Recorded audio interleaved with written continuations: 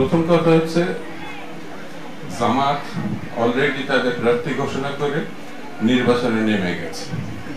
নির্বাচনের অন্যান্য রাজনৈতিক দল এমনকি বিএনপি থেকেও তারা অনেকটাই আগ বাড়িয়ে এগিয়ে আছে বলা যায়। সেই জন্য নির্বাচনে যাবে না এটা বলা ঠিক। বিএনপি প্রস্তুতির মধ্যে আছে। আর পিয়ার পদ্ধতি সাংবিধানিক ব্যাপার, এই ব্যাপারটি করতে হলে সংবিধানকে পরিবর্তন করতে হবে। তো এবার যারা পিয়ারের পক্ষে তারা রাজনৈতিক কর্মসূচি হিসাবে তারা গ্রহণ করে জনগণের কাছে যেতে পারে এবং তাদের সমর্থন পেয়ে যদি তারা সরকার গঠন করে করতে পারে তাহলে তারা পিয়ার করবে। আর পিয়ারের দায়িত্ব তো বিএনপির কাঁধে না। আমরা 31 দফার ভিত্তিতে নির্বাচন করব। প্রথাগতভাবে যে 100 বছরের নির্বাচন প্রক্রিয়া ওই প্রক্রিয়া, সেহেতু আর যে কোনো রাজনৈতিক দল তার নিজের কর্মসূচি নিজের বক্তব্য তো জনগণের সামনে আনতেই পারে, যেটা পিয়ারের ক্ষেত্রে বা অন্যান্য কর্মসূচি তারা নিয়েছে। আমি দৃঢ়ভাবে বিশ্বাস করি নির্বাচনের দিন ঘোষণা হলে, শিডিউল ঘোষণা হলে সকল রাজনৈতিক দল সেই নির্বাচনে অংশগ্রহণ করবে। আমার দলের প্রতিজ্ঞা খুব পরিষ্কার, গণহত্যাকারী লুটেরা তাদের এবং তাদের সংগঠনকে বিচারের আওতায় আনতে হবে। বিচার ছাড়া গণহত্যা এবং লুটেরাকে ছাড় দেওয়ার কোনো সুযোগ নেই।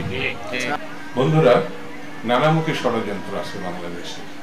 সেই নানামুখী ষড়যন্ত্র গণতন্ত্র যেন ফিরিয়ে না আসে। যারা বাংলাদেশকে স্বৈরতন্ত্রে উত্তরণ ঘটিয়েছিল তারা পালিয়েছে বটে, কিন্তু বসে আছে এটা ঠিক বলা যাবে না। সেই জন্য যারা গণতন্ত্রের সপক্ষে শক্তি, গণতন্ত্রের জন্য রক্ত দিয়েছেন, লড়াই করেছেন, এখনো করছেন, তাদেরকে সতর্ক থাকতে হবে, সজাগ থাকতে হবে। জনাব তারেক রহমান বলেছেন আগামী দিনগুলো যে খুব সহজ এমন নাকি, নির্বাচন বললেই হয়ে যাবে এমন না, আমাদের ঘরে ঘরে যেতে হবে।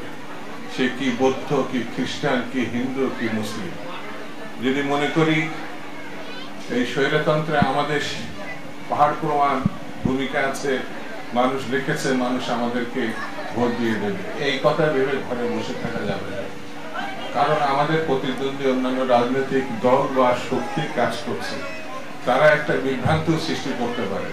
সেই বিভ্রান্তি পরিষ্কার করার জন্য, ঠেকানোর জন্য আমাদেরকে, যেমন অতীতে আমরা লড়াই করেছি ঘর ছেড়ে বিভিন্ন জায়গায়, অনেক সময় লুকিয়েও থেকেছি বছরের পর বছর, ঠিক তেমনি সামনের সময়গুলোকে কাজে লাগিয়ে যাতে একটি জাতীয়তাবাদী সরকার প্রতিষ্ঠা করতে পারি, একটি গণতন্ত্র প্রতিষ্ঠা করতে পারি এবং দেশনেত্রী বেগম খালেদা জিয়া এবং জনাব তারেক রহমান